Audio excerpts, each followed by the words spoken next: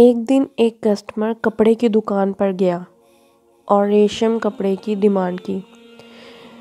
تو دکاندار نے کہا کہ یہ قسم موجود تو ہے لیکن میں نے ابھی نہیں بیچنی، آپ سامنے والی دکان سے لے لیں، ان کے پاس بھی یہی کپڑا ہے، اسی کوالٹی میں موجود ہے۔ کسٹمر نے دوسری دکان سے کپڑا تو خرید لیا لیکن دل میں خیال آیا کہ میں پہلے دکاندار سے پوچھوں وہ کپڑا کیوں نہیں بیچ رہا۔ جب اس نے یہ بات اس دکاندار سے پوچھی تو اس نے جواب دیا کہ آج الحمدللہ میری سیل اچھی ہو گئی تھی،